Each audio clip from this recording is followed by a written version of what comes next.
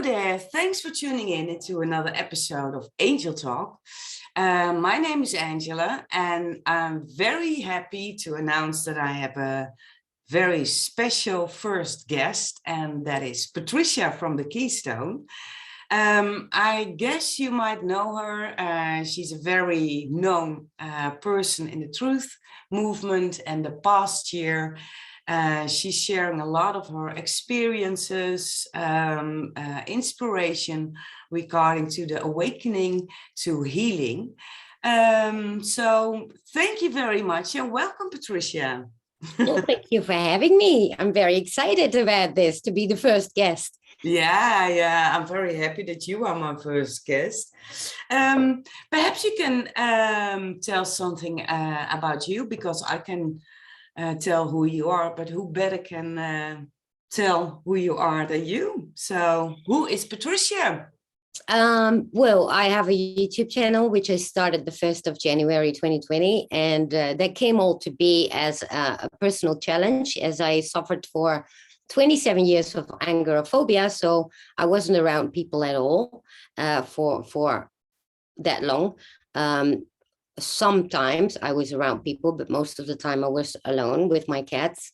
And I started this, I was online a lot, where I met a large network of people through the truth movement and researching and doing all that.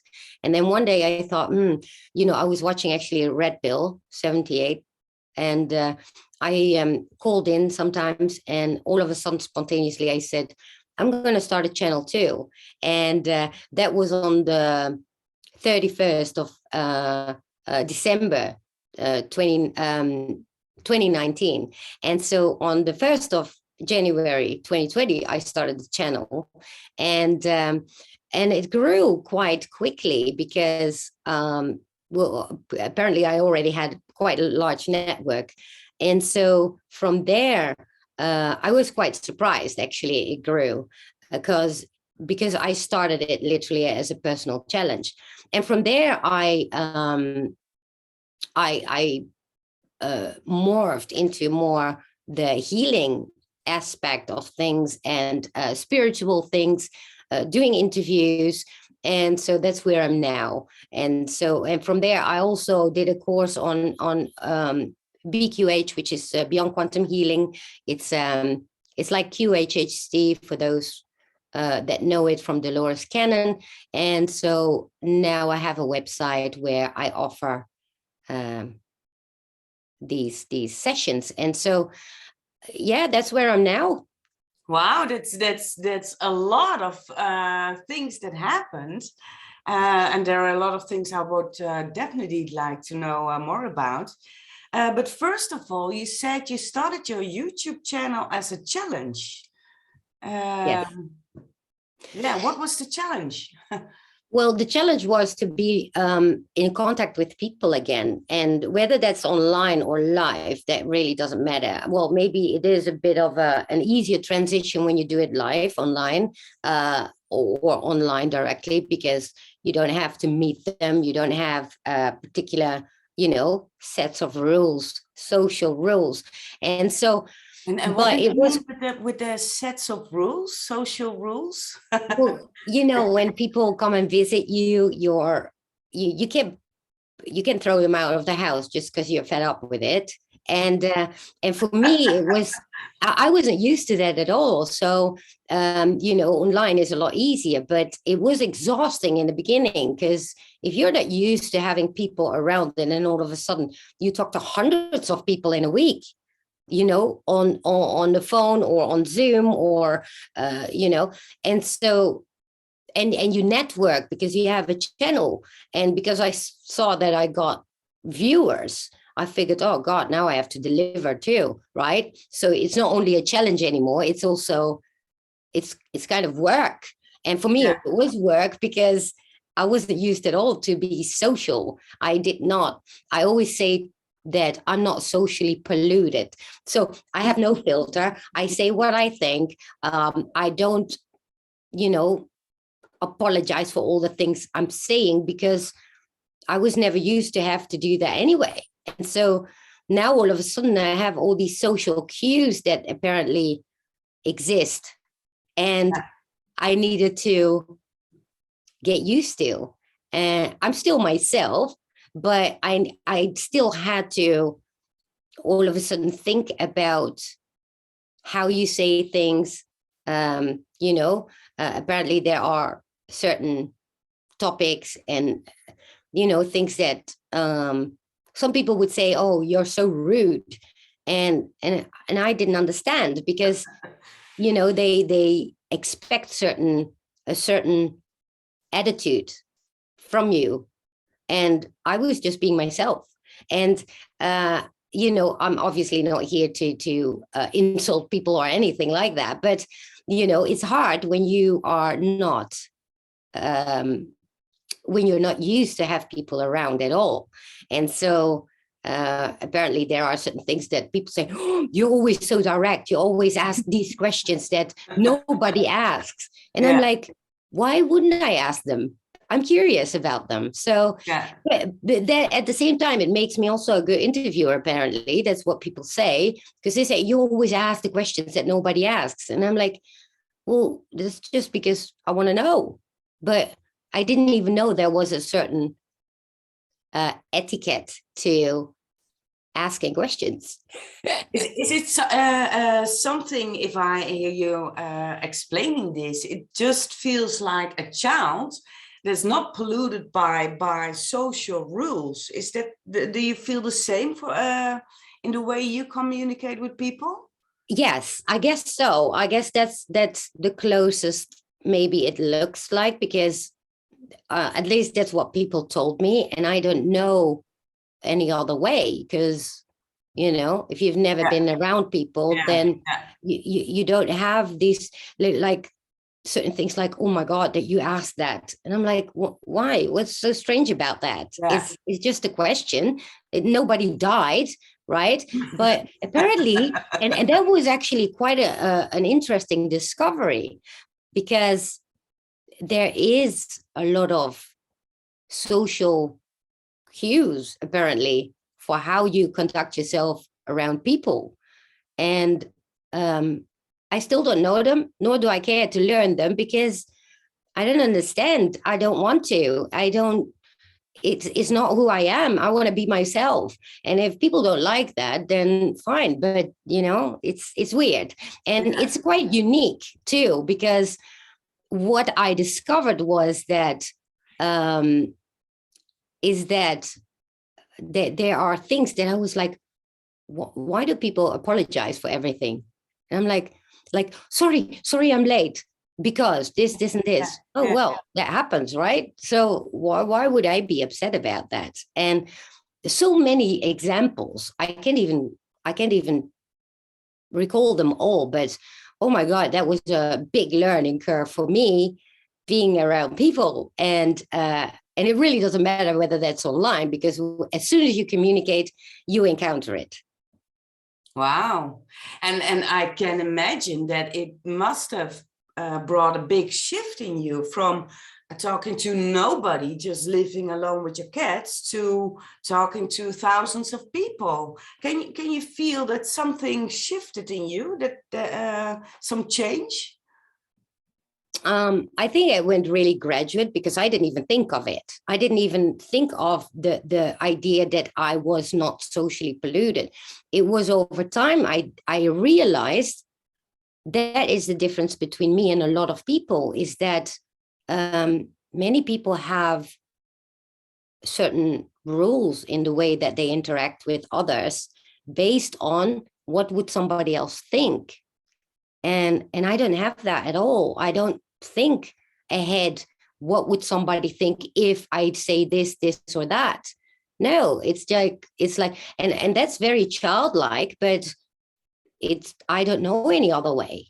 And it's weird, because people look at me and they're like, but look at you, how can you be like that? And it just is, And then I actually discovered in the past year that I'm very much autistic. I don't pick up on sarcasm a lot. I don't, a lot of jokes are just going over my head. Um, because yeah, I just don't, I have difficulty with certain, yeah, ways that people react. And I didn't know this at all. I only discovered that all this year, actually. So I lived with my cats. They passed in the past year, 1 week from each other, which was a massive trauma for me, because it's like, well, imagine that you only lived with them for 15 years, 24/7, and all of a sudden you lose both of that. And so the shock wasn't as much of losing them at first. It was all of a sudden I felt alone in the world, because I wasn't used to people relying on people in any way. And they were my life. And so I had to rethink my life. I had to rethink my relationship with people to begin with. I needed to start to actually accept people in my life, because at least at the first time I interacted with people, obviously, but I didn't, I, how do you say that? I wasn't relying on them or anything, because I wasn't used to that in the first place. And now all of a sudden the shock came when I realized, oh my God, now I'm all alone in the world. Obviously I'm not, because there's so many other people, but now there is a whole new world to discover, which is social cues and stuff. And so it was very, very hard. It was lonely. It was terrifying. It was also discovered that people are actually great. Obviously, I started isolating. I didn't realize that agoraphobia wasn't actually the real cause of me isolating from people. It was rather the overwhelming experience I had with people, which was the masks that people have on. For example, if people talk, I can see whether they say the truth or not. So if I say, hey, how are you? And they say, oh, yeah, I'm fine. I instantly see if they're fine or not. And there is this social thing where everybody just pretends. And I couldn't cope with that at the time, 27 years ago. And that gave me so much anxiety and panic attacks. And so I started isolating, and I felt so much more comfortable by myself, and living my life by myself. I didn't need people, is what I thought. And in a way it was true, because people stressed me out. And now things are changing. I need to adapt to that. So with the loss of my cat, not only came a massive grief of losing them, but also this massive change of my life, the way that I look in the world, and the way that I am in the world myself. Yeah, it's very thank you very much for sharing this. And it's very interesting, because you say that you had difficulty coping with social mechanisms and the mask that people wear, that you could directly see through them. And you say that you are discovered that you are autistic. And that's the funny thing. I also discovered that people that are autistic, they are more interested in information and matter than social interaction. So Yes. it's because they are more interested in that. So I guess it's can be something in you, that you are more interested in information and matter, and less interested in social interaction and social drama. But it can also be that it just enhanced each other, that you had something like, oh, wow, when you were forced in having social interactions, especially when you were also a photo model, Yeah, long time ago, shortly though. yeah, then you also have a lot of people with masks. So it Oh can be God, that yeah. it enhanced, and that your safe place was information and digging for information. So it's very interesting. Yeah.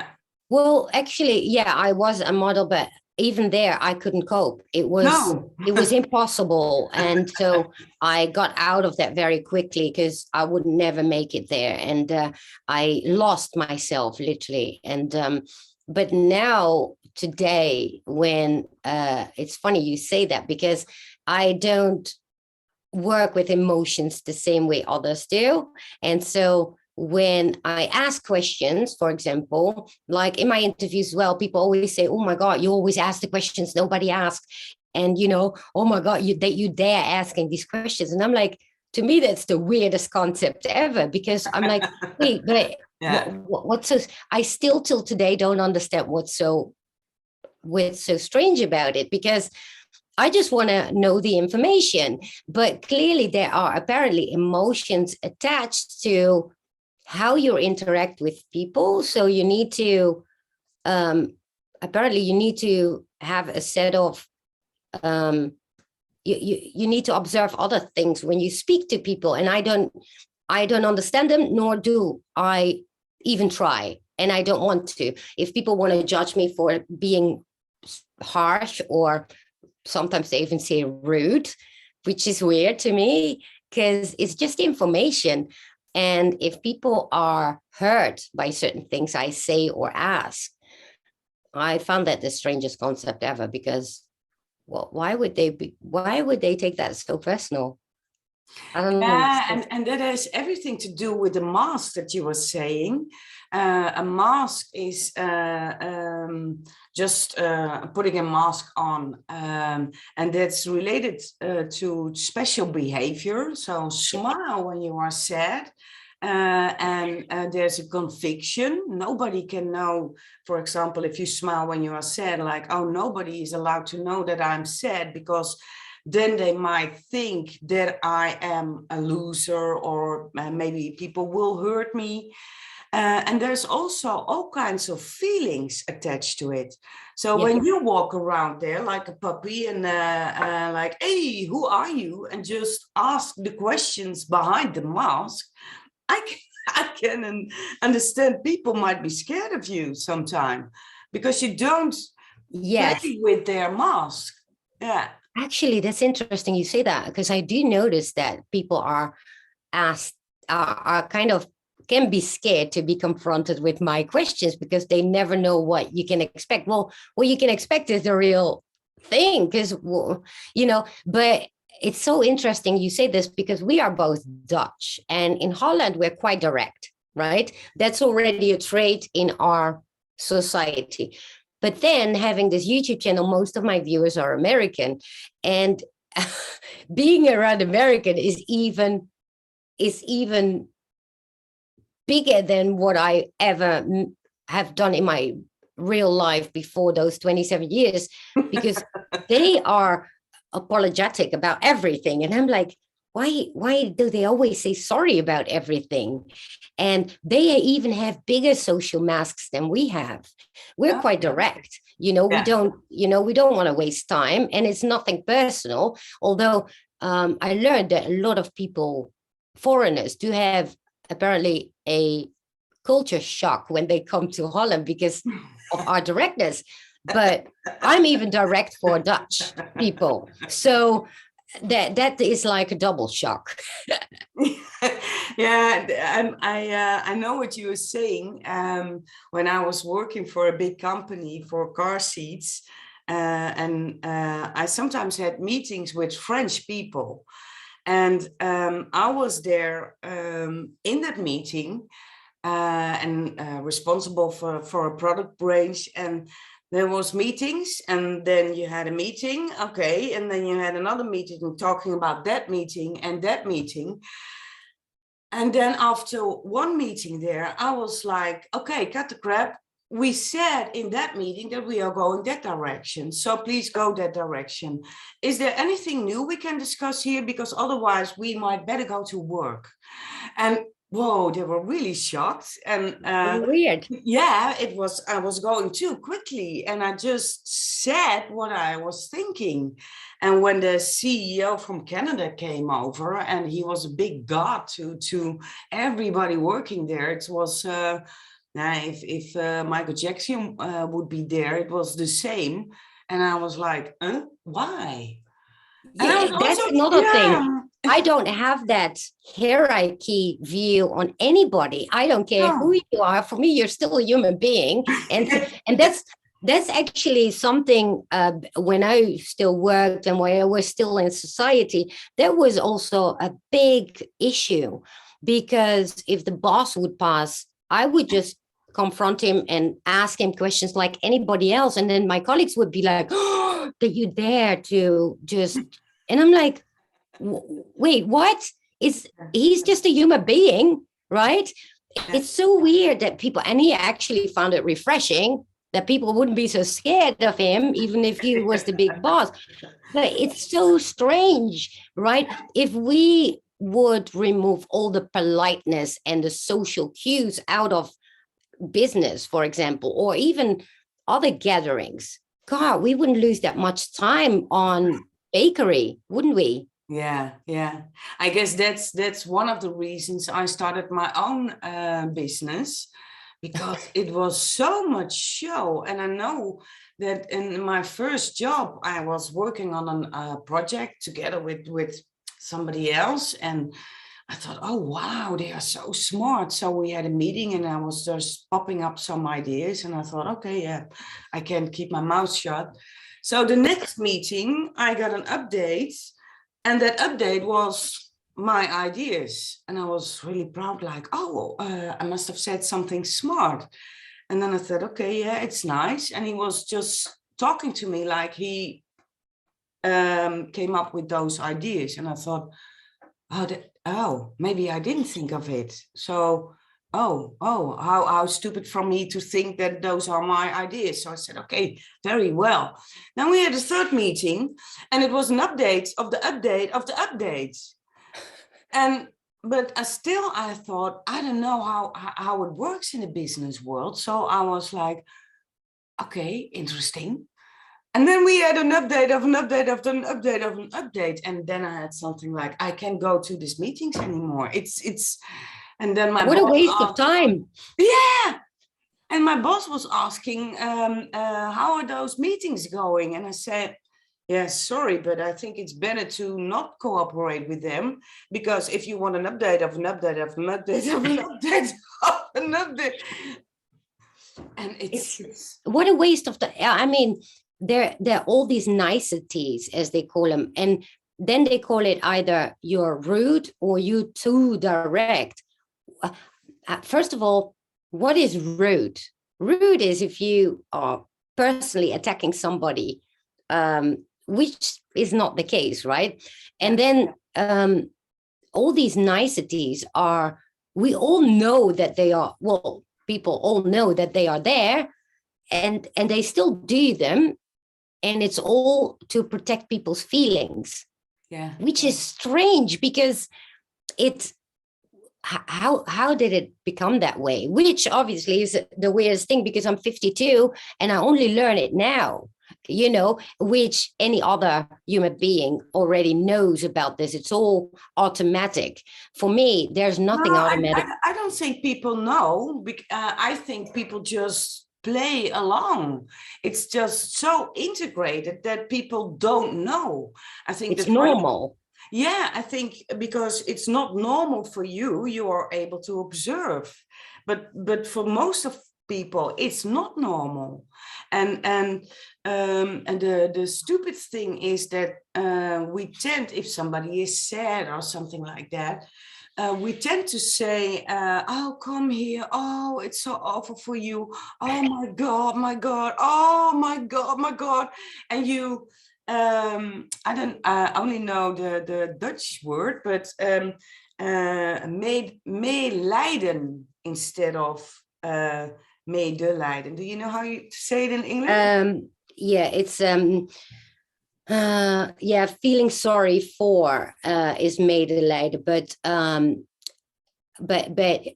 you are suffering with them instead of, you know, helping them, kind of, because, and that's it, the whole suffering with them keeps everything in check, right? It keeps it all in this reality. Is not a thing. Everything is about intention, and somehow people are not able to sometimes detect intention, and this is why they can be offended when you say something, because they forget to actually look at your intention. They instantly take it personal and as an attack, which is two completely different things. Because why would somebody attack in the first place, right? It doesn't make any sense.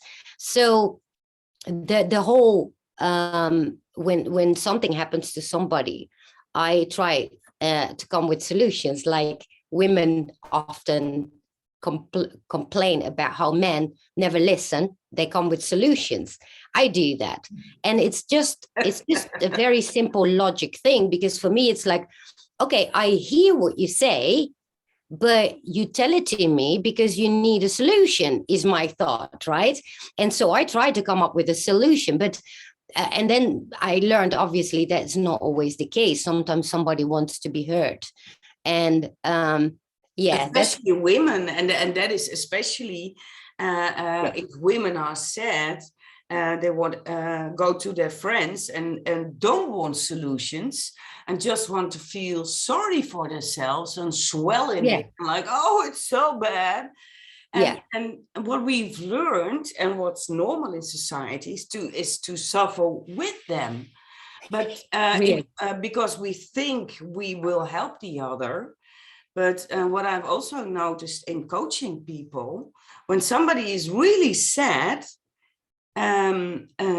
if you say, oh, I'm so sorry for you, you enhance their feeling, like, oh, I have a miserable life.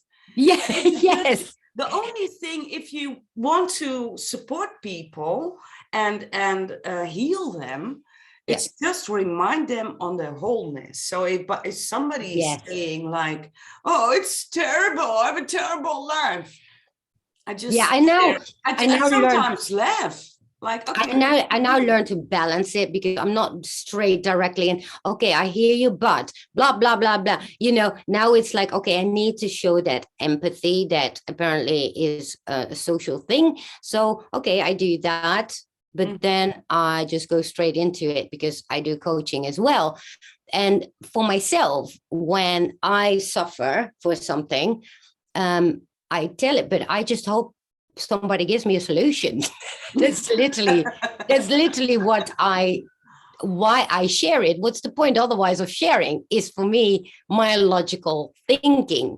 Because having been alone for so long, I didn't need to share it because I was with myself, right? But now I do share it because I think, oh, maybe there's somebody that has actually an answer, a solution. And many people are like, oh, I feel so sorry for you. And oh my God, I know. And I'm like, yeah, I don't care about that. I just want to know how to freaking deal with it. Right? Give me a time schedule so I can put it in my agenda. Well, that's what it comes down to. So there's that difference, right? In social behavior. But then in these last years, things have changed in the world so incredibly. We are now all forced to become ourselves. Now, luckily there, I have an easier, it's much easier for me because I've always been like that. As a child, I always said, oh, what if we all would have telepathy? It means that everybody can read each other's minds. And I thought, I need to make sure that I always speak my mind as if somebody can see what I'm thinking. And so I started doing that, and it got me in so much trouble. And my mom used to say, you need to lie a little bit because, it's people are going to hurt you with that. And I'm like, I don't care. I want to be myself. I cannot lie because it just doesn't match with what's in my head. So why would I speak something that is not in my head? And till today, I still have difficulty with that. And I will never try to make it any different either, because, I guess the world will come to the point where they're going to speak their minds. And many people say, "Ooh, I never wish there would be telepathy so people would read everything I have in my mind." And I'm like, well, that's so strange, because everybody has thoughts, even crazy thoughts. And so what's so weird about it? Yeah, it's funny. I feel the same. And I have the feeling that the whole world and a lot of people are going through a whole process of growth, personal growth. And one of the things is indeed that you can become more sensitive in feeling emotions or thoughts from other people. And when I first heard about people being able to do so, I was really scared. But I did 15 years in education for intuitive development and aura reading. And when I first went for an aura reading, psychic reading with her, I was really scared and I also notice it when people come to me for a psychic reading. The biggest fear is that I might find out that you are a dark and an evil person. And I also felt the same. Like I was so scared that she could see how evil I was. And when I was 30, I was in a depression, burnout, went to a psychologist. And I was talking with her about all kinds of feelings, sensitivity I was having, that I could feel something in my room at night, etc. And then she was saying to me, "I believe you have those gifts. I believe you can do so. And you are so pure and such a loving person." And I was smiling and I went home. And I was even more depressed because I thought, oh my God, look how bad I am. I even fooled her believing that I'm a pure person. So Wow. yeah, there was something deep down in me. And when you say that, I think that's the biggest fear of most people. Yeah. That what if That's I'm so, that that, person? it's so foreign to me, because to me, in my mind, and since I was a child, it was like nobody is inherently mean or evil within. However, ego and pride and these masks, that's what actually makes people mean. So I was bullied so much and I didn't understand. I would look at them and I'm like, why are you doing this? And instantly I saw it all had to do with group dynamic. So as soon as there were other people around, they would be mean to me. And I didn't understand the whole concept. I did not understand. I still don't till today. And I've counted it so many times. And apparently they treat you mean because somehow they want to be accepted by other people, which is the weirdest thing, but that's exactly what happens. And then when I would be alone with them, they would be all nice and they would be themselves. And I would look at them and I say, why do you treat me like that when you're with other people? And that would scare the hell out of them when I asked this, because they then were confronted with them not being real. And this is where I quit interacting with the world. I couldn't cope with it. And then in 2012, after I haven't seen a human being in 8 months, and I was addicted to antidepressants. No, I had antidepressants and I was addicted to Xanax. I would numb myself all day long. I had such a hard time. I went to rehab for 6 And months. why did you have to numb yourself? What were you suppressing? I don't even know. I had a lot of anxiety and I couldn't cope with the anxiety, the emotions of it. It was so hard. I was in a panic like all day long. And I couldn't even explain it myself. So I started using Xanax. And that went really over the top. And then I was diagnosed with ADHD, which, by the way, I discovered that sensitivity. yeah, many women that have actually autism are diagnosed, I misdiagnosed for a lot of other, disorders.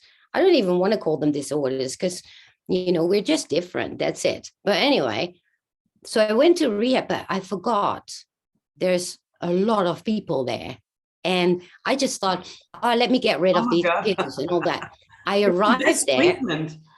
Oh my God. So instead of actually being busy for 6 months with getting rid of an addiction, I had to get used to people around them, but they were all mean. They were so mean. It was this group dynamic, like high school again.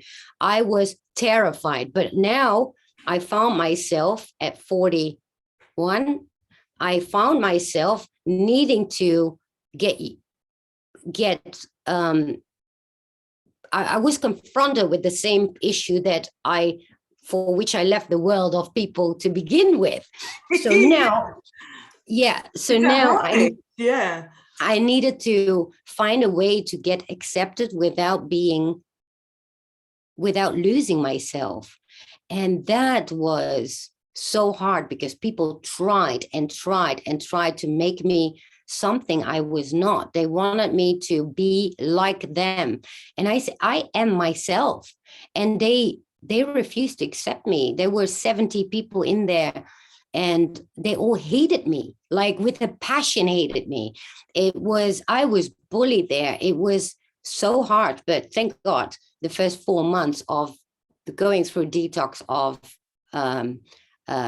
benzodiazepines is you're pretty much still not on the world. So a lot of that is far in my memory because I was still going through that detox.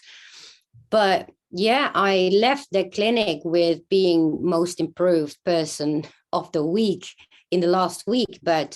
And I finally had people accepting me for who I was. And at the same time, trying to accept people for who they are, because it was really hard sorting out who is real and who is wanting to hold on to that fakeness. But if you're in rehab, you're going to be confronted with all your masks. So, and so people become more real.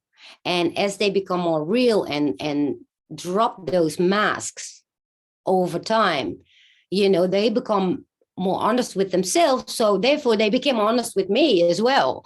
And so for me, the whole rehab was literally getting people to accept me in their true self as well, because and it was hard. I had loads of people apologizing to me after the rehab period because they said, I'm so sorry I treated you like that. And for me, it was one big trauma of 6 months. And I can imagine. Yeah, because nothing really changed. And I thought, oh, that's why I left the world of people, right? But on the other hand, the whole rehab thing itself demands from people to become themselves, to become real with themselves, because the whole reason you got addictions in the first place is because you want to walk away from yourself. And on top of that, all these people have these social cues that keep themselves in that fake life, in that fake being. And today we're finding people needing to become more authentic. And that makes my life a lot easier, being around people again. I think it's very interesting. I'm just listening to you and I think, wow, here is something that you can, it's a big skill of you, because you went there because you had problems that you were yourself. And when you were in a group, that's the reason why people behave like that. People, when they are in a new group, like when you go to high school, it's just like you are just all little deers walking there, very scared to be attacked. So what you do is you just group with each other, Yes. group, and are so scared. So you look for one common enemy. But if you have a common enemy, it makes the group even stronger. So that's a group process. That And happened to also, me. yeah, and what you're also saying is that people were there having their mask because, yeah, if you're not feeling well and self-confident, you have a mask. And I've discovered 4 masks. One is being the victim. Oh, my whole life. I'm sure you know all those people. Oh, my whole life. And it can also be manipulative. Oh, Oh, yeah. yeah, you can do what you want, but oh, just leave me alone. I will take now. It's all you always feel guilty, Yeah. or you have people that always give you asking questions, but in that questions there is an attack. Yes. And it's all action reaction. Yeah. And so if you have a person like that asking questions, the other one will even behave more like a victim. Yeah. And the other one is aggressive, Oh, yeah. physical, emotional, and they all react. So if you're aggressive, oh, the reaction is to be a victim or even interrogate. And the other one, and I think they misinterpreted who you are for the 4th mask, and that is not showing your emotions. Yeah. And what people see that is that you are arrogant. So that is also energy. We just gonna show her that she's nothing. Yes, that's something that I was accused of a lot, being arrogant. Yeah, And yeah. I was just there being myself. Even therapists started attacking me and making my life miserable based on what the other groups, patients in there did to me. And it was one war against people for me. It was, I think that was the biggest trauma I went through. And And it's it was hard. I wanted to leave a few times, but I didn't. And I still had agoraphobia, so I couldn't go anywhere anyway, right? And so it was so hard. I had so many panic attacks in there. yeah. I cannot tell you how difficult it was. Actually, I mean, it still makes me cry if I think about it. I was in a women's group, and the therapist, which was, by the way, also my individual therapist, let all the women call me anything they wanted because they wanted to see me break.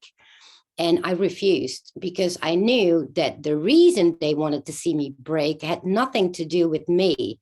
It had everything to do with them feeling better about themselves when I would break. And I refused to break, which then in return made them think I was even more arrogant than they already thought. But I knew exactly what they were doing. And this was my own personal therapist leading that women's group.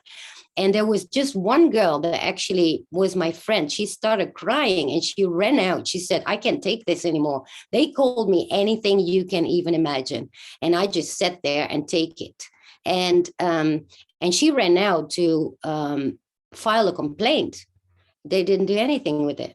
And this was not just one incident. This went over and over again over 6 months. I was even in a therapy group where they refused to talk because I was there. So in the first time in history of that very prestigious rehab center, they had to change me to another group. I was forced to stay in a room because nobody wanted to stay in a room with me. It was torture. It was hell. I cannot believe what I went through there. And then people say, oh, well, just give it up and just go with it. I refuse. I want to be myself. I don't want to be something I'm not. And plus, my English was pretty good compared to the others because it was in Scotland. And most of the people in there were Dutch, and we were forced to speak English.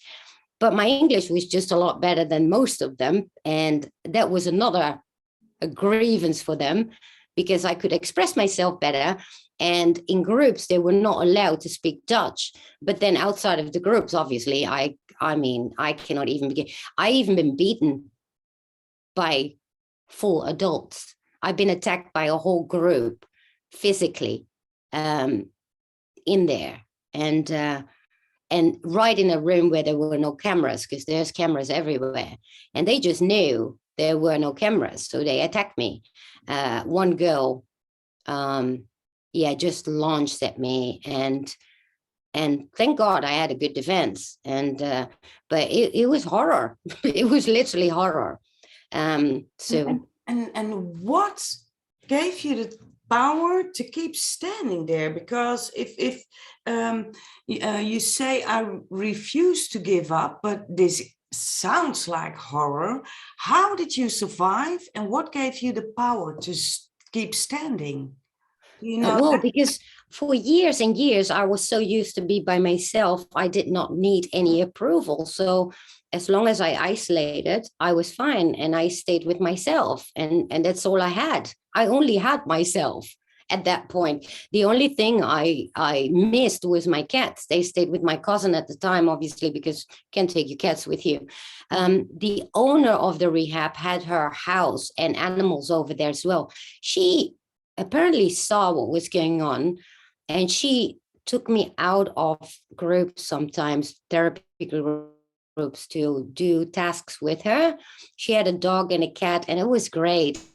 And she asked me to do help her with some decorations and stuff, literally to get me away from the attacks. And I always wanted my own room, and the therapist refused to give me my own room because I didn't deserve it and all that. And I have no idea that it was so, excuse my language, fucked up.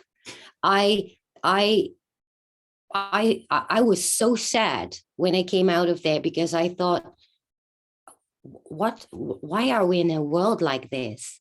And so obviously this was in 2012.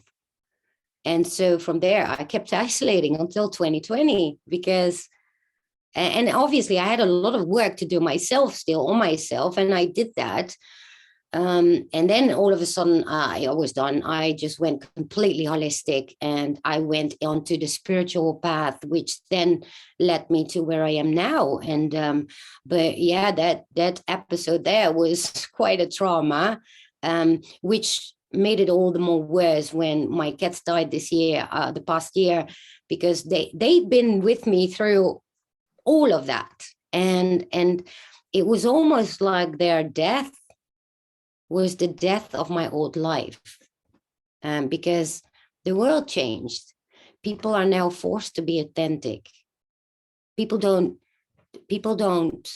deal anymore with these masks. Everybody sees through the masks now, like I've always had, and that is kind of beautiful. Yeah, it's almost like my cats died because now it's the time for me to get into the world, because the world is ready for me. Which sounds really cocky, but it's literally the world is now ready for my way of seeing the world, which is real, which is authentic. It's painful, it's harsh, it's but it's real, and nobody. If I look at you, because I've watched you over the last year and went through that whole process of grief, and it was for me, it was beautiful to see your change and your courage and your strength, and every time you grew. And if I look at the your experience that caused you to be on your own, the horrible experience, if I look at it, you were attacked by not playing a role, by just Yes. by just not wearing a mask. And that was so beautiful that you said, the moment that people came to their own authentic self, they were able to see you. So what's your strength? If you put away your mask, people will see you. And so I think there is big strength of you. But I also believe that when I see your change from the last year, is that you also grew closer to other people, because something softened in you. Yes. Can you Actually, explain? oh God, that's actually brilliant because The so I did not. female energy, you embrace more female energy. Yes. So all my life, I was not showing my emotions. I did not cry ever, not even by myself, because my belief system was crying is weakness. And how did I learn that? I learned that because with all the bullying in school and in the rehab and all that, they wanted to see me cry, not to show my vulnerability, no, to show that they won.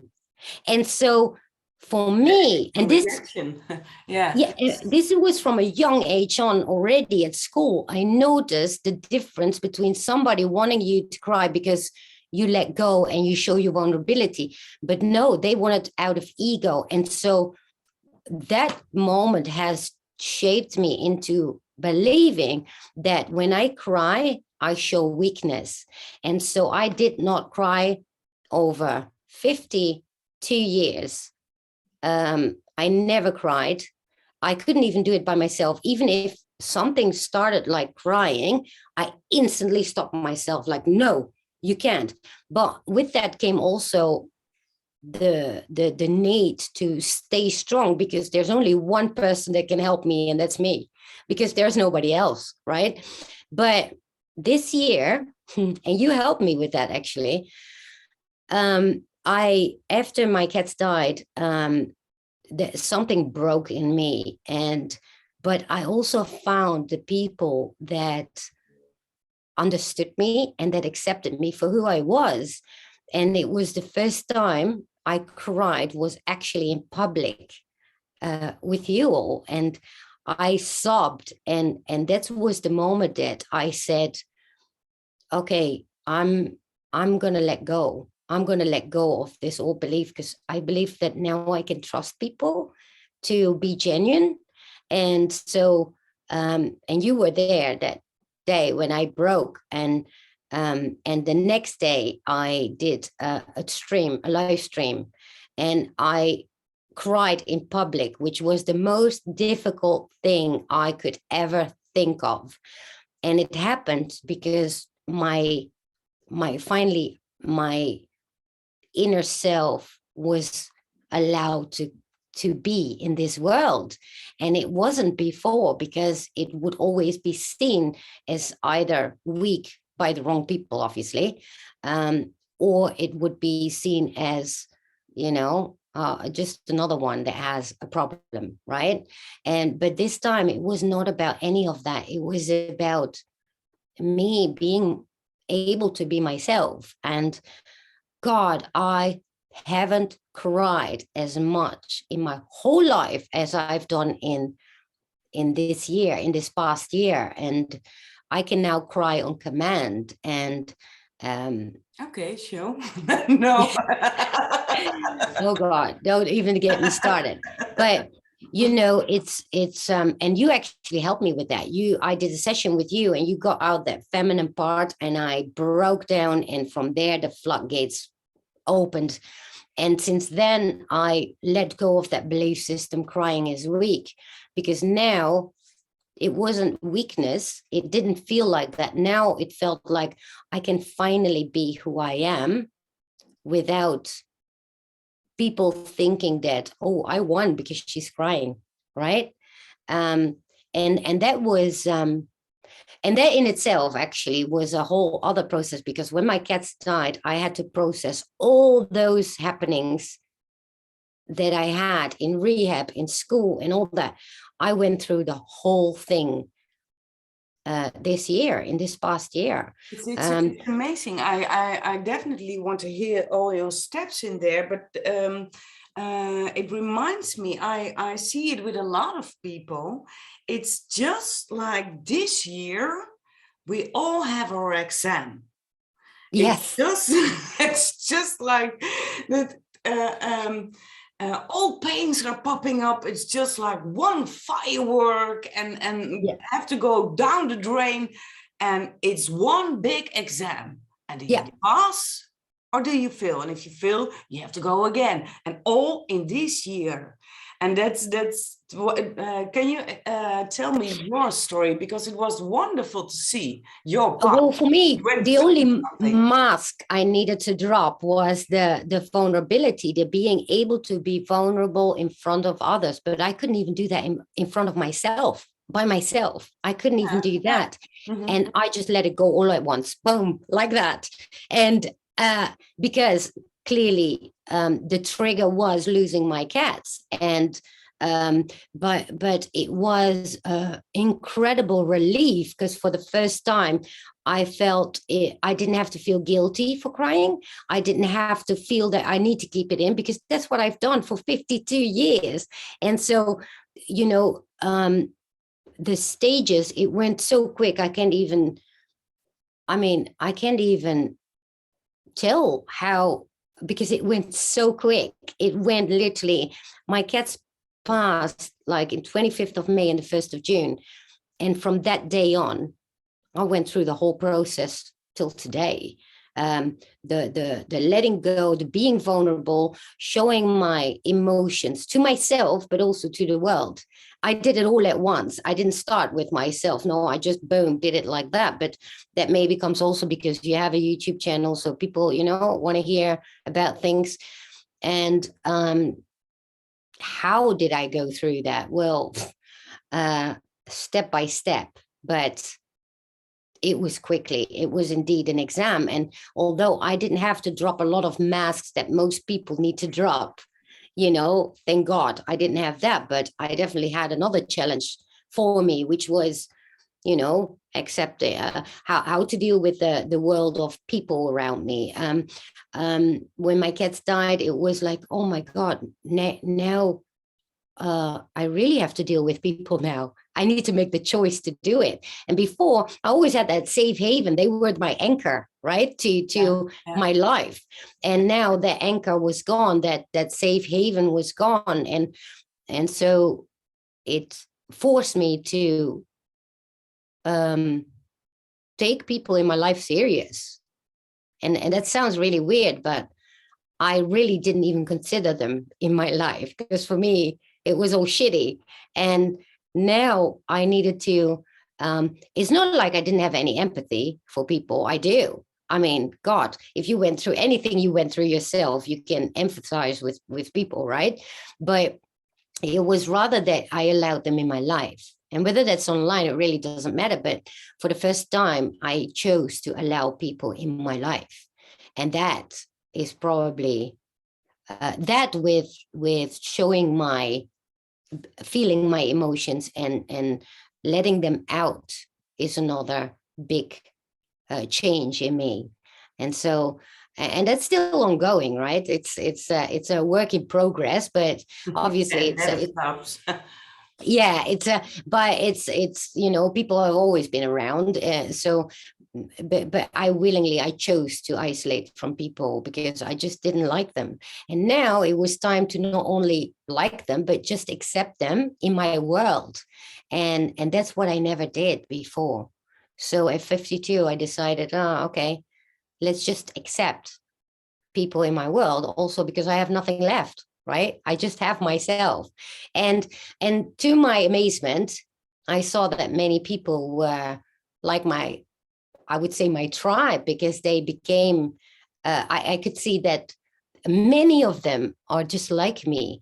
They did not per se all isolate, although many of them did as well, like me. But we had so many things in common. Many people that kind of now stand up that were never allowed to be in the world in their authentic self. And that's what's happening right now. Yeah, if I look at you, I see that your exam is your authentic self just cracked, and it opened your inner light more. And that's Yeah. the funny thing. You the past 2 years, you let people enter your life, but Yeah. you also opened your heart.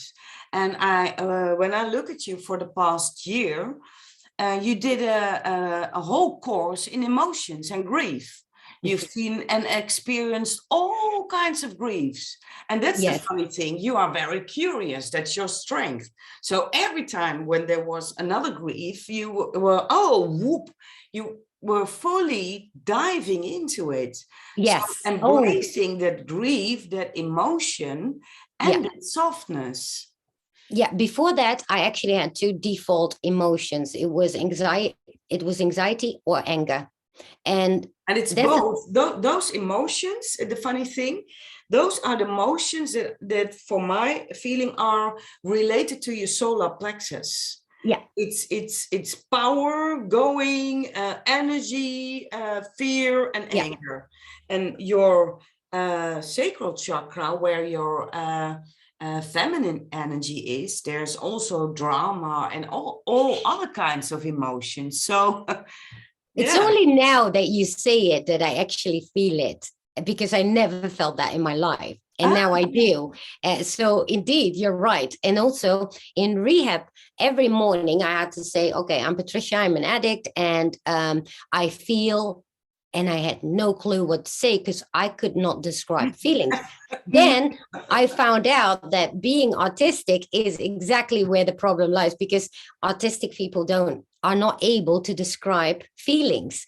And I can say, for example, a scene in a movie, that's how I feel, but I cannot describe what I feel as in a name of an emotion, because I cannot explain that. It's very difficult to explain, really, because for everybody, it's apparently normal to express how they feel, and I can't. It depends on your core chakras, which one is very strong for you.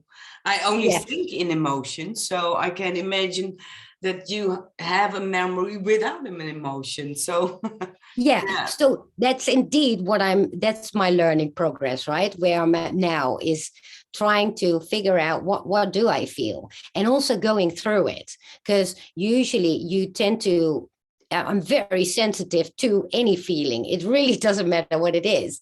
And I tend to immediately walk away from it and then go into anxiety or anger. But now I'm consciously trying to go through, what am I feeling? Why am I feeling that? And what led up to that? And all those analytical parts regarding emotions. And then I'm just going through the motions, and I've done that so many times in the past year. It's still a work in progress, but oh my God, that's a huge change indeed. Yeah, and I what I've seen from you is that you really discovered the power of going through true emotions, because I remember also having a discussion, fake emotions. It's like, oh, I'm a victim, it's drama. And if you choose, you can live your whole life being a victim and drama, and but you also can say, okay, what's the real, cut the crap, what's the real point? And you also did it. And can you because I don't, what brought it to you? What? Well, because I don't see the logic in that victimhood scenario, because first of all, I lose time. Second, it doesn't solve my problem. And, it's logical, right, to me. And third is like, what's the point of it? There is no point, because it doesn't bring me anything, because I still don't care what other people think. So therefore, even if they say, oh, I'm feeling so sorry, that doesn't work for me. It doesn't do anything for me. So that's not in my arsenal of, comforts. And so all I think is, okay, then what do I feel? I feel miserable. Okay, what does that really mean, right? What does it mean? Well, I feel my heart is breaking in pieces, and I quickly would jump into anger, like a lot of times. But I would. That was emotion. Ooh. And then I would jump back and say, okay, no, watch what's going on. And then I said to myself, oh, I miss my cats. And I would cry, and I would just burst into tears. And during those tears, I would ask myself, what is this? Why? And, but there's no logic to it. You have to go through it. And logic, and that is anger, is you are anger, there's a cause that I'm angry, I'm gonna, it's logic. But emotions, and the emotions of female, it's just like everything is interwoven. You can start Oh crying God. about your cat, but you can stop crying and still go on crying about a plant or the neighbor or something. Yeah, You that's can cry about the emotions. weirdest things. I've Yeah, discovered that this year. yeah. There were moments that I was just in the kitchen and I would open a can, and I knew that if it was something that the cats loved, they would sit there and I would Yeah. just break down, only hearing myself the opening of a can, and that sort of stuff happened. And I was like, what the hell is happening? And in the beginning, I would just throw it and say, hell no, right? I would get angry. But then slowly because it happened so frequently, you have no choice but to actually observe what's happening. And so then I went from observing what I was feeling to going through these emotions and just observe them, not judge them, not being angry because I have them. It was about feeling them and just accepting them without judging them. That was a massive step. It still hurt the same, but it's a different approach. It's you cannot analyze it either. What I discovered was the only thing you have left is just let it go through it, like literally go through it until it's all out of your system, because apparently grief and sadness and crying is part of a release. And when I discovered that, I was like, oh, okay, so I have to go through it, and then eventually it will pass. I have no clue how, but I just know that's all I have left. And so that's what I did. And I did that many, many times, sitting literally on the living floor, actually on the living room. This is my living room, although it's the green screen. I would just sit there and sob and just, in emptiness. And yeah. And then I thought, oh, this must be grief. This must be what grief is, right? So I learned all these new happenings, emotions. I It don't was know. it was amazing to see, and it's also, when I look at you now, you also look differently, and that is something, I guess that's one of the secrets of being a human, is that emotion. It already says it, emotion, but we are taught as a little child that you have to be scared of your emotions. If you're angry, don't be angry, don't be angry. Please don't be angry. If you're sad, oh, come here, don't be sad, don't be. You don't Yes. learn to use your emotions. And Yeah. what I've discovered is, we also talked about it, there are false emotions like victimhood, Yeah. or and that is just that you are afraid to go to embrace the whole pain. So Yeah. you are just Yeah. it's just like a motor that won't start. Yeah. Those kind of emotions. I actually had that moment where I felt that I was being like a child that was crying because I wanted something I couldn't have. But in this case, it was because I missed it so much and I begged, but I knew I did not have the power to actually get them back, but I still felt it. And Yeah. then I thought, you know, it hurts, it hurts. And then I started actually speaking out literally what I was going through. And I'm not saying that I could describe the emotion itself, but I would say my heart hurts and I miss them and I want them here, and that hurts. Everything hurts. That's any emotion hurts. That was kind of the default, Yeah. go Yeah. to, but it really doesn't matter. You still have to go through it. You still Yeah. have to feel them, and you still have to accept that it's there. And soon enough I learned, oh, it also passes, right? Because you don't stay, you're not crying 24/7, right? Although at first I thought, when is this going to end? It was literally every hour I would burst in tears. And but I also knew, like, logically, this is not forever, but it's apparently it's I don't know, it's a phase you have to go through. I also believe it's if you have to deal with loss, lose somebody there you have to take time to grieve. But I also think some people can make it last forever because they don't pass a certain point, or they just say, okay, now it's over, I'm going back to work, and I'm going back to, and then every once in a while the guy with the hammer pops by, and then you have to cry again. But you can also, and I've seen you doing it as well, and I've experienced it when my mother died, that I was with friends for a whole weekend, and I felt like, oh, I can't cry, I can't cry, I can't cry. And I was driving in my car back home and finally could feel the grief of missing my mom. And I turned on the radio and there was a song, and it's always great for me if there's a song and somebody sings from the heart. Yeah, then boom, open the dam, the George dam breaks, and I'm starting to cry. And then I was really crying because I kept holding my emotions back for a few days because I was with those friends, and I was crying it, and I was even glad feeling that pain again of missing my mom. Yeah. And there I learned something, the real power of emotion, and grief is one.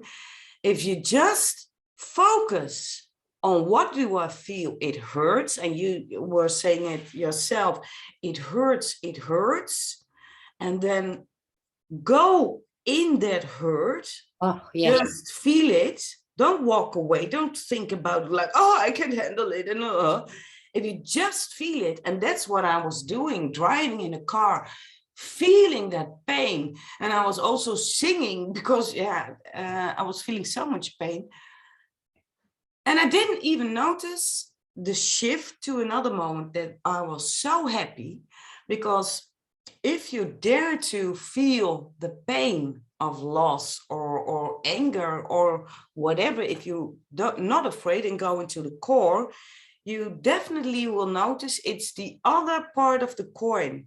And the other part is love. Yeah. Because if you really allow Yes. yourself to feel the pain, you allow yourself to feel the love. And True. That's so true. I never thought of that, but that's so true, because if I look at it now, I can only think back of them with love. And that's because now I'm, done grieving and all that. And I feel them around me. I know they're not here in the physical, but I think of them with love. And obviously the grief is just a part of the missing that's so human. Though, strangely enough, with people dying, I never had that. So 3 years ago, my stepdad died, and he came in my life when I was 11 years old. So he's always been there. He was like my dad. And he had cancer. And it was really rational to me, like, okay, he has cancer. He's about to die.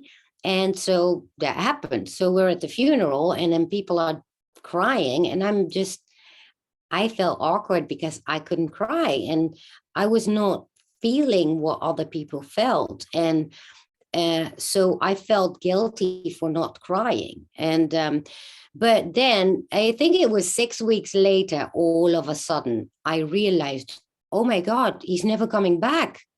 And that's when the floodgate went open. I called my mom crying. I couldn't even talk. And she said, oh my God, she said, it's finally hitting you, is it? And I said, yeah. And this happened before in that way. But it's so different that I experienced grief. But after that, that was it. It was like, okay, so now he's on the other side. Yes, I miss him, but I know he's still there, right? But with my cats, it was different because I lived with them for 24/7. It was like having my children, right?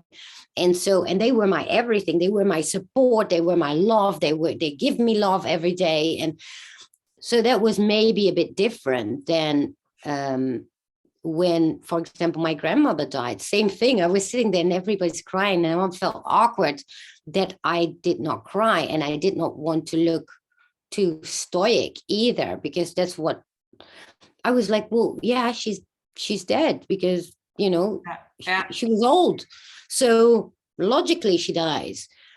And I never actually grieved over that, but I don't know. I guess I had a different approach when it comes to humans. I don't know. It's so different.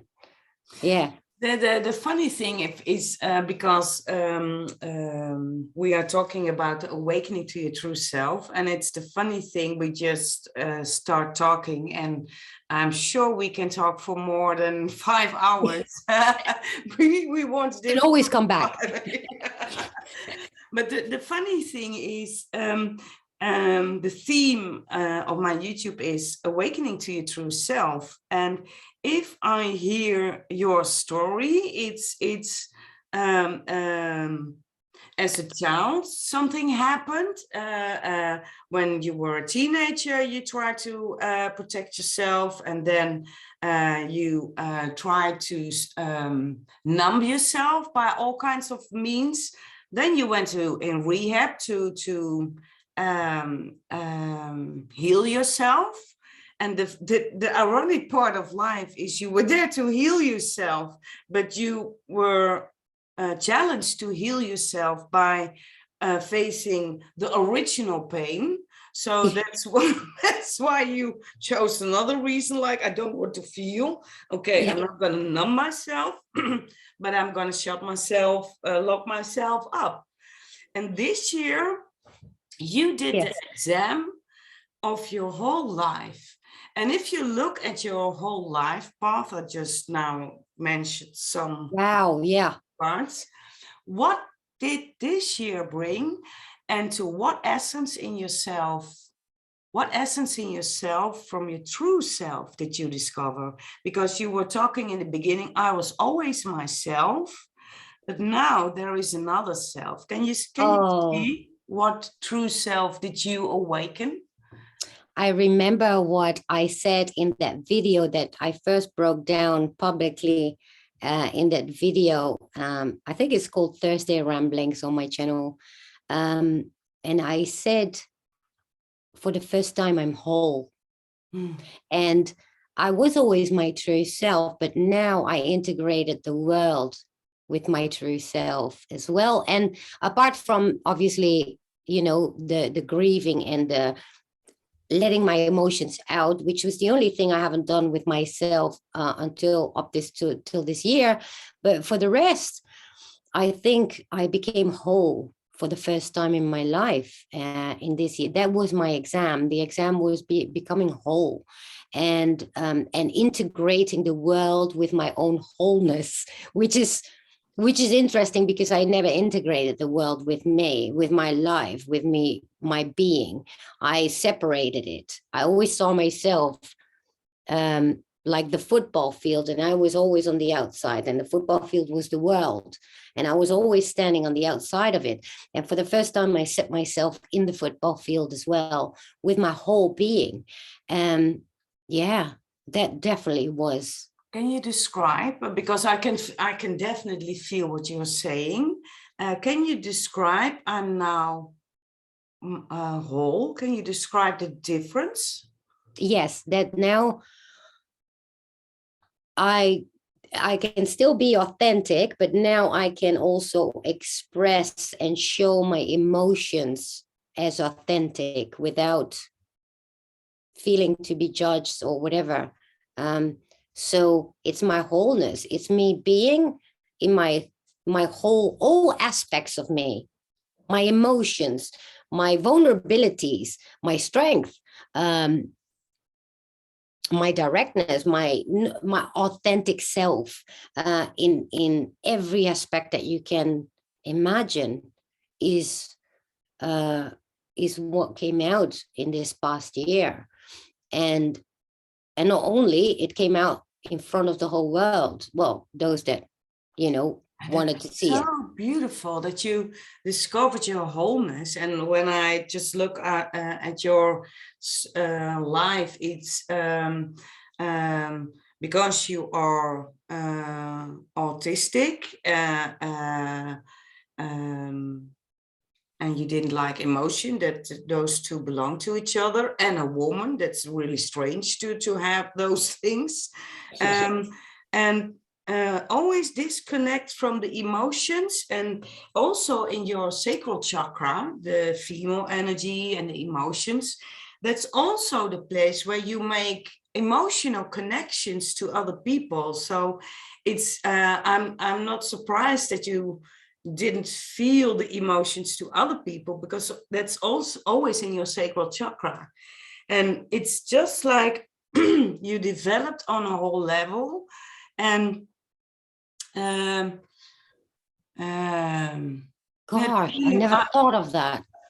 Yeah, it's just like you come home in your own body and in your own Yes. vulnerability and emotions. Well, And not only in the body, but also in the world, yeah, right? yeah.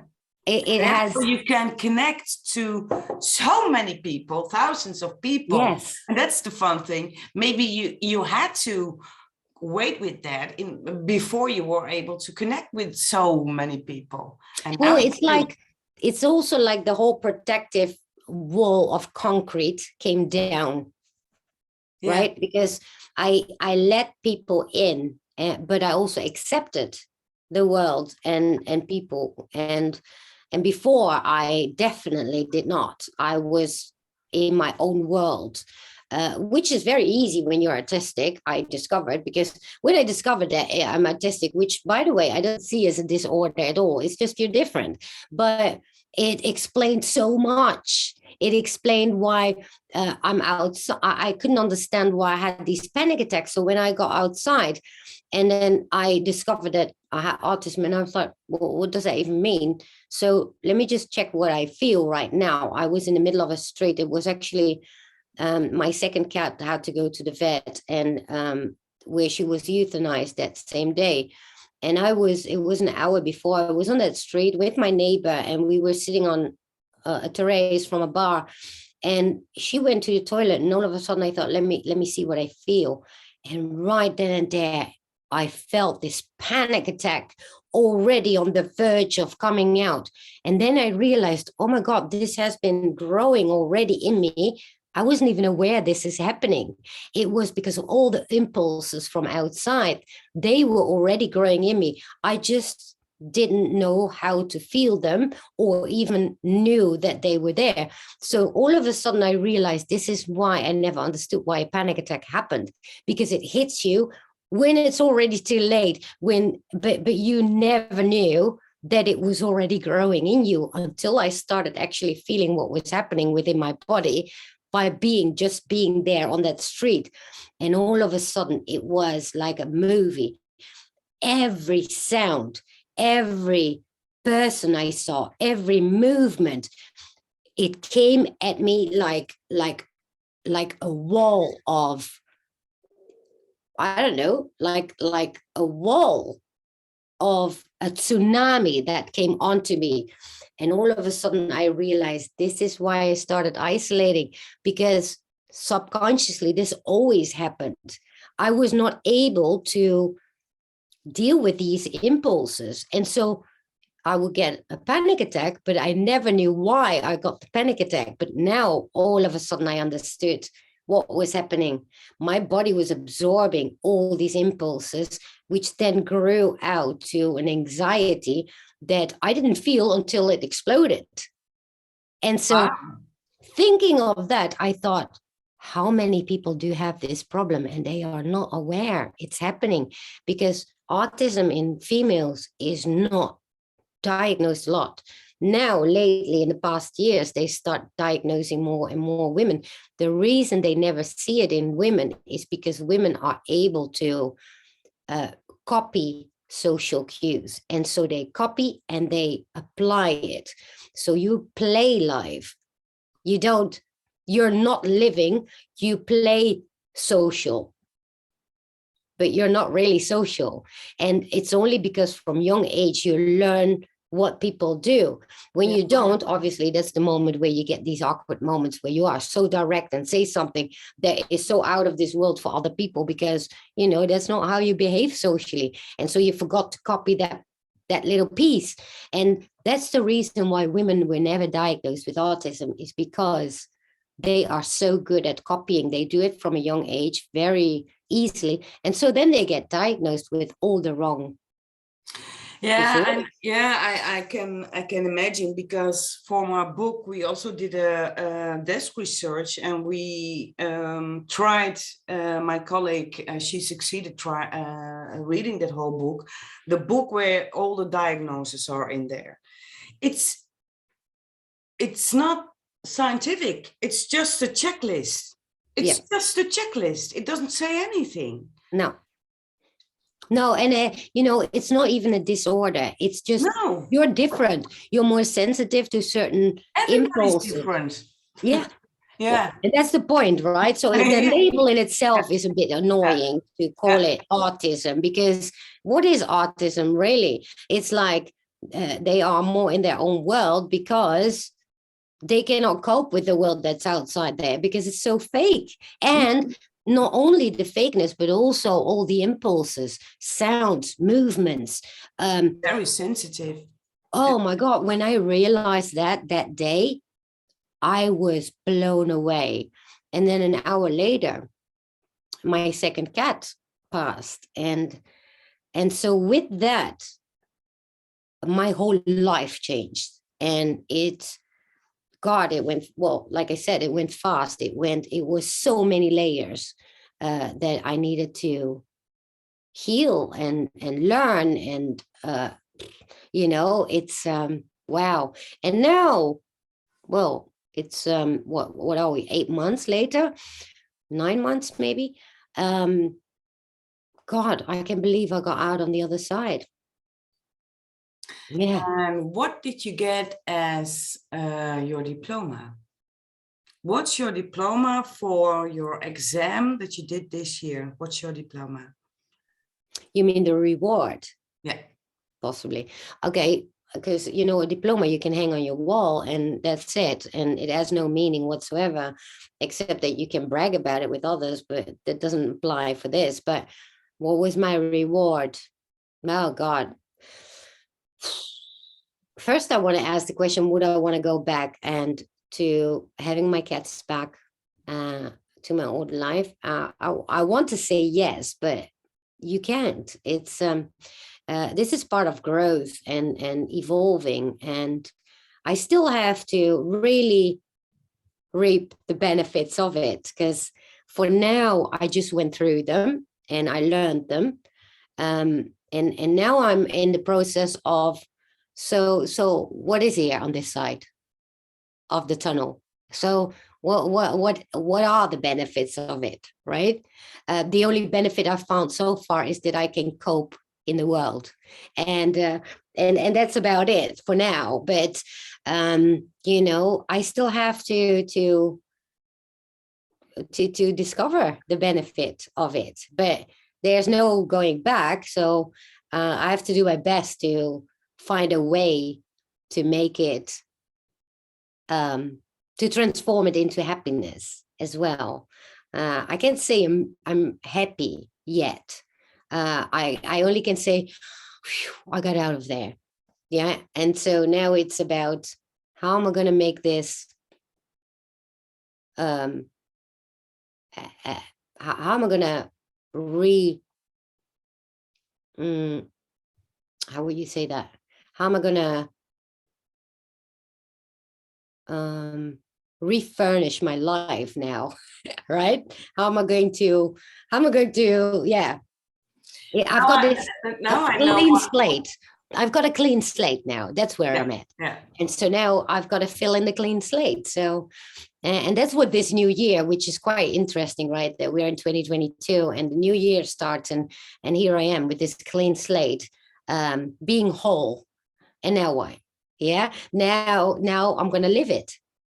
Yeah, and the funny thing is, when I look at you now, you were saying like, I have to learn how to be happy, but you were smiling. You were already smiling like, hee.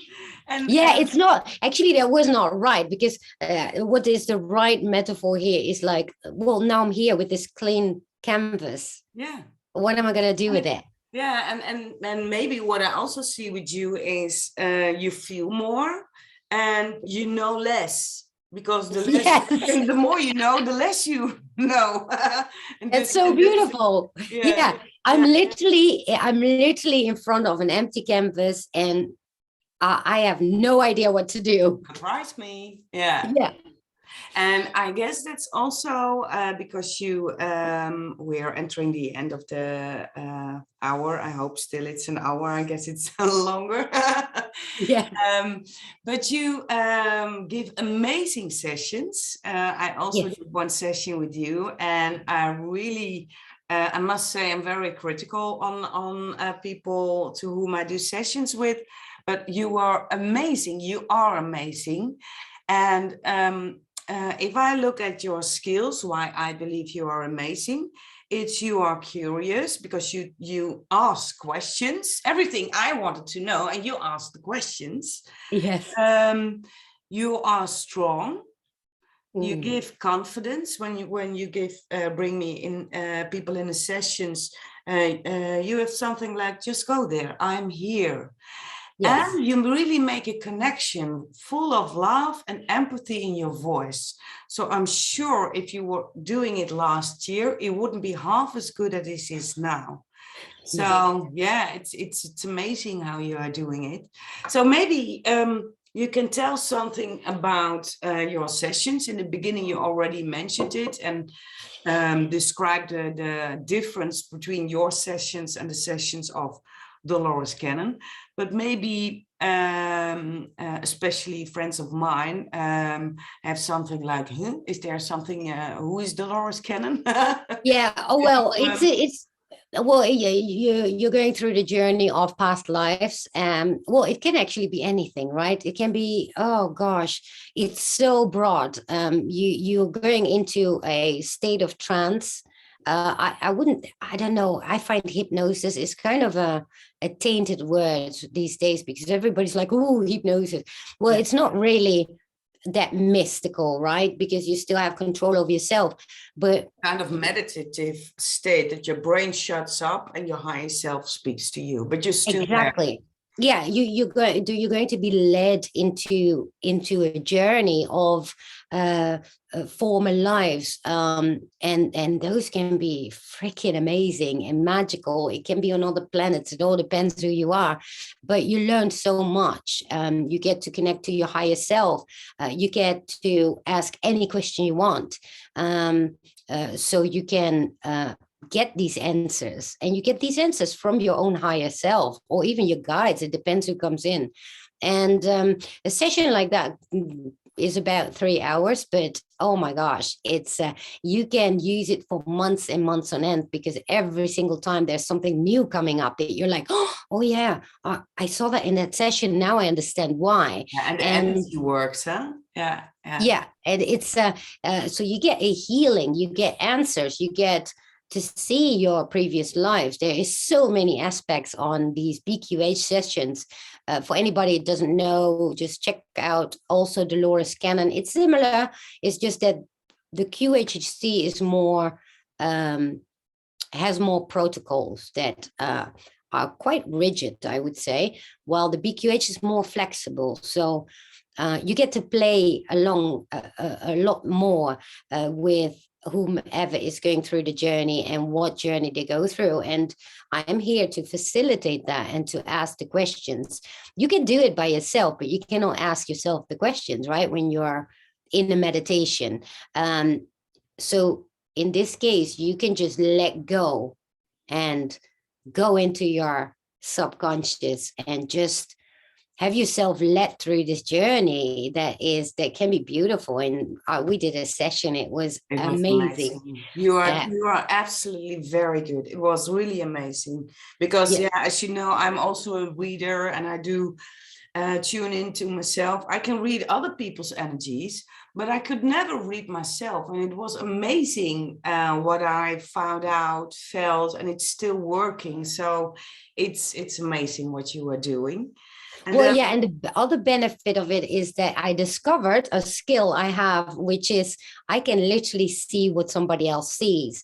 That is insane. I can literally describe what somebody saw, even if they didn't tell me.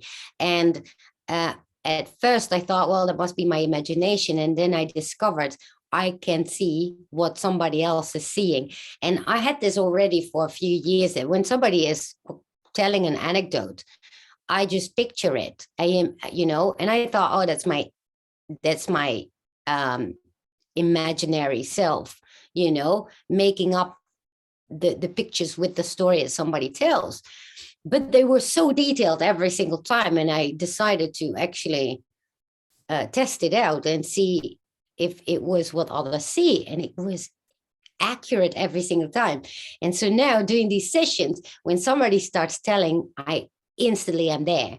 And that's beautiful, because it also gives me the opportunity to even ask more questions about their surroundings, about things that they may not think of. And I love asking questions because, I'm way too curious not to ask them. So, and that's the benefit of it in my case. So, for whoever wants to book a session, they can. It's on my website. I highly recommend it. Yeah. So, and your website is also called Awakening to Healing. And is it that you only book, or what can I find on your website, or what will come on your website? On my website, what is Awakening to Healing? What is it? Well, Awakening to Healing is when you have to, we always, every time we go through a dark time in our lives, we have to relearn how to heal ourselves. And because when you're comfortable, you do not think about healing. You do not think about what is healing about and how do I do that.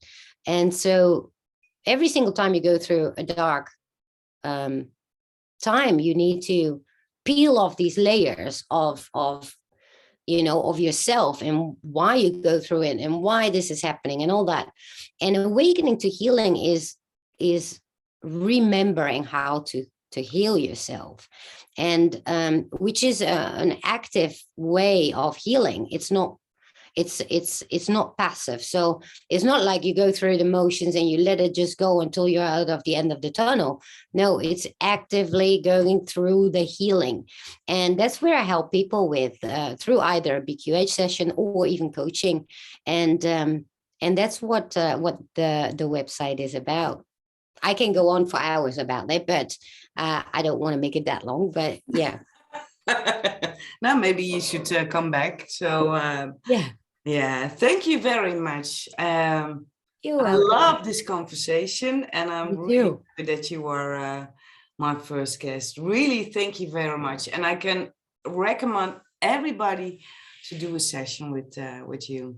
Thank you very much. Well, thank you for having me. And I love this conversation. Very interesting. Okay. Thank you. Have a nice evening. Thank you. Thank you. Bye all. Bye-bye.